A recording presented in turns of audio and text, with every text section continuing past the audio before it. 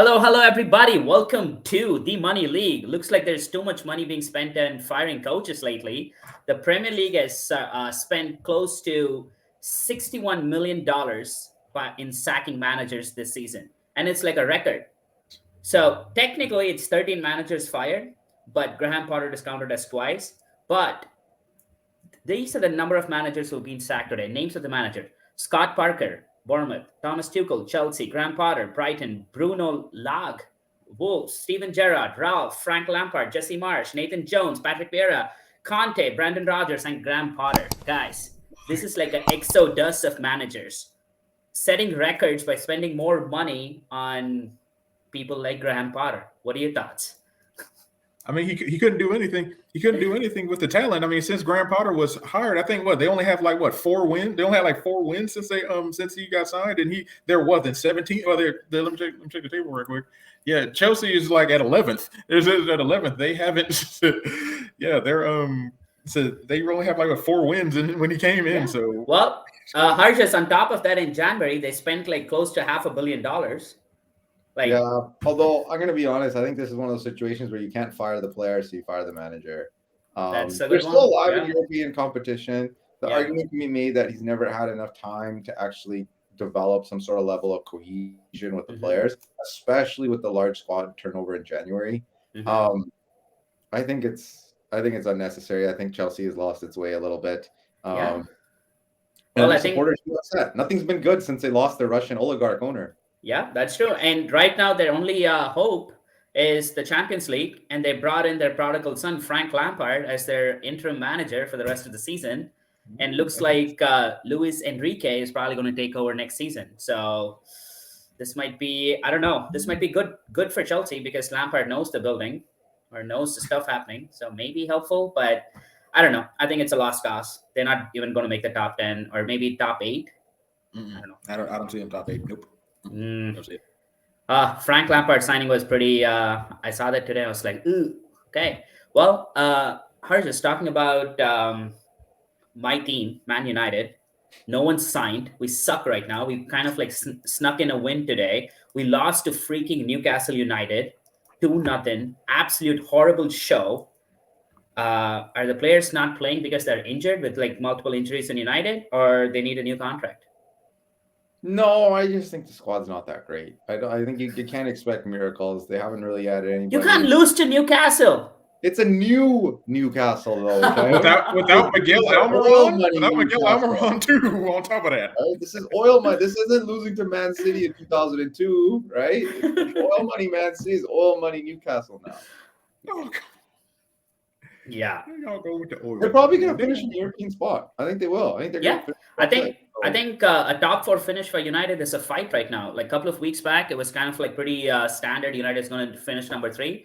Right now, like Newcastle has plus 26 in goal difference. United have plus 5, and we had like tied in both games and points. So I don't know.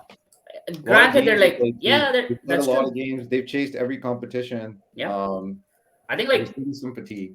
Mills, I think like last week, me and her just talked about this. United have like a pretty busy April. They have the FA Cup, they have the Europa League, and the top 4 finish. So it's going to be tough. Yeah, especially without without a lot of their firepower too. Of course, Alejandro Garnacho. We already know about him. Also, but they did get a boost. You are getting a boost. You guys got what's the name? Juan Bazaka, he's back in training from and like people wonder what's happening to him. He had an illness, so he's back in, and of course you get your man back, Christian Eriksen, from that high ankle sprain. He's been in training, so yeah. Hey, so was coming, maybe. Harjas, like how easy is it to come back from high ankle during the season? Like, is Eriksen even going to be a factor for the finish of the season? There's been a lot of stiffness and things like that, but I think once you've recovered and gotten back into it, he should be expected to be himself. And I don't think there's any indications that Man U's actually brushed him back. So maybe he has reduced minutes in his first game, but otherwise I'd expect him to be the same Christian Eriksen, who's had a nice little revival this season. I know. I think it's going to be. I hope so. That was not pun intended on the revival. not pun intended. I just realized that. Well, we Man United play Everton, so let's see if Christian Eriksen plays that game. I think that'll be an interesting one. Talking about Arsenal, Milty, do you want to give us some updates on Arsenal and about your favorite January signing for Arsenal? Yeah, yeah. I mean, Arsenal. Arsenal. They were good throughout the season, but when they bought in Trossard, in that January window, he has been like a catalyst for them. He has provided 7 assists over their run to the top of the table, and he has been like deemed as many in the media and by also some managers the most impactful signing in that window, even more than the billions of dollars that Chelsea has spent. And like because really they wanted the Ukrainian mid forward Murdic. Said Yeah, Murdic. Murdic, yeah. They were Arsenal was trying to get him, but but Chelsea swooped in with the 89 million pound deal. So then they said, so they went to their other option, which was Trossard, and he has definitely been more of an impact than both João Felix and Murdic. And like he even started on the bench, and then now he's worked his way to the starting 11. It's been amazing. He's great, and Arsenal are probably going to win it. Hart just called it back Day in one. Jan. Really, day one. I know. Day one, man. But because we didn't start this podcast right away. Mid-season of this. Let's say the 1st of Jan 2023. So post World Cup. Yeah. So post World Cup, looks like Arsenal's going to win it. By the way, Arsenal's opponent this weekend, Liverpool. Oh my God, Liverpool are probably in the biggest slump of their whole franchise. Like, dude, they have a tough schedule, but what is Jurgen Klopp doing? Like, it's over for Klopp. I know, right? Great run, great era. They finally won a Premier League. They won the Champions League too, right? Yeah, no. They lost the final. Real Madrid. Okay. Yeah, they lost the final. That's true. Hey, Hardest, do you think Klopp is the next one to be sacked? Is he going to join that sack list? No. You know what? This is a situation where the club knows this season's a write-off. Mm-hmm. I mean, I'm sure they're trying to say, maybe we can get top 4, but I think deep down the notes are write-off, and they're going to say, let's not embarrass him, and let's just agree to part ways in the summer, and then let him pick what he wants to do. Or I wouldn't surprise me if he took a year off as well. Maybe. Yeah.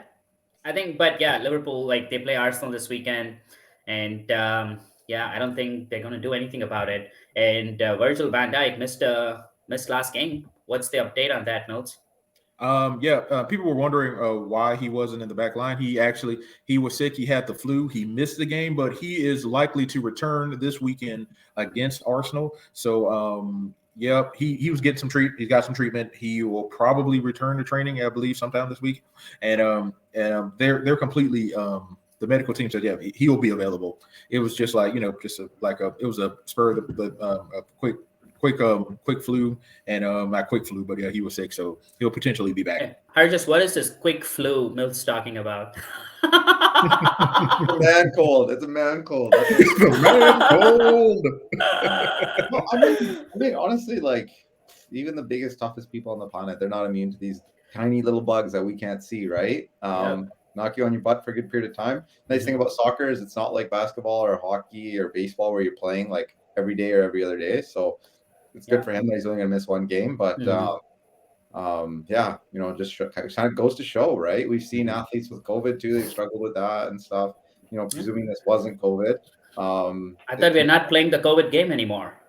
Yeah, I think COVID testing, COVID protocols are all garbage now. No athlete seems to get COVID anymore, which makes no sense. But, by the way, Man City's best striker, probably the best striker in the entire world right now, Haaland is still facing some injury concerns. Is that going to stop him from scoring another 700 goals this season, Harjus? Well, I mean, I thought he would have been fine, right? Post international break. Is Man City saying, screw this EPL thing? We've won it a bunch of times. It's time to win the Champions League trophy. Or Pep himself, right? I think his criticism is that he hasn't been able to win the Champions League trophy for quite a while now. And so they just decided to buy him some more time. We'll see. It can hamper you, right? You do need every single muscle in your leg to kick a ball well. And that's all he's paid to do. He's not paid to really run. He's not paid to defend. He's not paid to do anything else except put the ball in the back of the net. And he does score a lot of goals, but he does primarily score with his foot, right? He's not really, he is a threat on corners and stuff. So he's one to either tap one in and close or at least try to generate one from further out. So he needs to be fully fit for that. Wouldn't surprise me if he's out again because the Champions League is just around the corner now. Yeah. Yep. We got Bayern in the first leg, man. I know, we will probably sit him Next against week. Southampton, and get him ready for that first leg agast Bayern, baby. Because that's next week. It's less than a match. week, right? It's Are they Tuesday? Yeah, April Yeah. April 19th. April 19th. April 19th. That's when we play Sorry, Bayern so- first leg. Oh my god, I'm getting my weeks wrong. Yeah, 2 weeks. 2 weeks. Yeah. Just 2 weeks from now. This week they play Southampton. Southampton. You know what? They might even like draw this game because No, they're see, it's Tuesday, April 11th. I was like, what? It's April 11th, first leg. Second leg's the 19th. Oh, yeah, I'm sorry. You're right. Oh my God, we can't it's trust less than a Mills week anymore. until We the can't first trust leg. Mills anymore. Oh my God, come on, That's the Millsy. second leg. Yeah. Arjus, by the way, City play Southampton this week, so definitely Haaland is going to rest that game. I don't see. You know him play. what? This is so funny because Southampton is desperate, right? Right. And I think they're absolute bottom. They're absolute. Yeah, anyways, they're I don't know the exact numbers, but it's close there, even if you are 20th. So it might be like the perfect storm to nick points off Man City because you play them any other time this year, and so you got no chance. But right they're now, rock bottom 20th. Maybe 1-1, maybe 0-0. Yeah. So Man City are 8 points behind Arsenal. So I think they've given up on the Premier League. So I wouldn't be surprised if it's like a 1-1 or something. And talking about the relegation battle, it's still top notch. There's like 7 points dividing the 12th spot and the 20th spot. So literally anything could happen. So yeah. Talking about some big games this weekend, guys. Looks like Liverpool, Arsenal. We touched upon it. That's the biggest game. United play Everton. Any other games that pique your interest, Milsey or Harges? Watch Aston Villa. They are getting hot at the right moment. They have won 5 of their last 6 matches, and they drew once. I mean, they are totally on fire right now. They beat Crystal Palace. They drew against West Ham. They beat Everton. They beat Chelsea. They beat Bournemouth, and they just beat Leicester City yesterday. They are nipping at the heels of Tottenham. They're nipping at the heels. They got 44 points, and Tottenham has 50. Of course, Brighton is in between with 46. My top 5 finish. What are you thinking? What are you thinking, Dr. Hargis? Top 5 finish for Aston Villa? I don't think so. I don't think so. You know, I've always got a soft spot for Villa because they're from the part of England where a lot of Indian people live. Well, there are a lot of us out there, okay, in Birmingham. So obviously I'll have a soft spot for Villa, but no, I think Villa, to be honest, if they finish top 10, that's great for them. I think if you're like a real soccer loser, you're a little bit interested in Leicester Bournemouth because that's a big relegation battle. That might be a loser leaves the league type of situation because there's not many games left now. So I mean, I'm definitely gonna want to know the score of that game. I don't know if I'll watch, but you know what? Another really good match: Tottenham and Brighton. 5 versus 6. I think that's going to be pretty good. I like Brighton. You like Brighton, eh? I like Brighton. I really like Brighton. I always can talk myself into saying Brighton has a chance. I also think Everton has a chance because they're going through a little gauntlet. They drew Chelsea and they drew Tottenham, and now they have Man U. Man U playing at home. We need this win. We have to win. Do not put anything negative energy into this podcast, please. Everton also needs a point. I don't care about Everton right now. Come on. Well, they're fine, right? They're in 16. They're in 16th, yeah. Yeah, but 16th to 19th like the same or something, like 14th to 18th or something. I don't even know what it is. There's a bunch of teams that are like tied. Yeah, 15 through West Ham, Everton, and Nottingham Forest, who was actually playing Aston Villa, they have 27 points. They're all tied.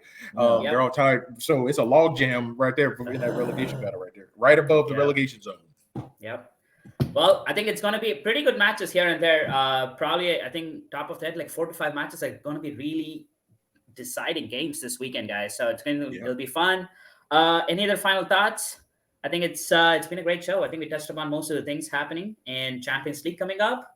So, big blow to this week, Millsy. Not next week. You're gonna miss the first leg, okay? You're gonna be confused when it goes to I'm just pumped. I'm pumped for it. I'm going like, oh man. Yeah, I think we already saw like little glimpses of some clubs looking ahead to the Champions League. I think Bayern lost I know we're leaving the Premier League, but Bayern lost their like cup game. And so Napoli lost to AC Milan last weekend. Even then they played in the Champions League. So like, wouldn't surprise me if we see like City drop points, right? I don't know where Chelsea's at. I mean, they could drop points, and that's expected because they're not very good. Chelsea don't have a choice. They have to go full force. So it's like if Chelsea trots out, like if Lampard's like just screw it, right? I'm going to put out maybe a half lineup, or he doesn't make the type of substitutions he typically make in the second half, trying to rest bodies. Could, right? They played Yeah. Madrid tough last time. Like, I think they have belief that they can beat them. Yeah, we'll see. Or would Lampard be fired? Oh my! Oh, he Look, gets you the get whole one year. match. You get one match. One match, If and he you get not score a sacked. goal, he gets the rest of the season. He gets gonna Yeah, get the rest. that is true. Mhm. That's awesome. Well, thanks a lot, guys. Have a wonderful weekend, and I'll see you guys next time.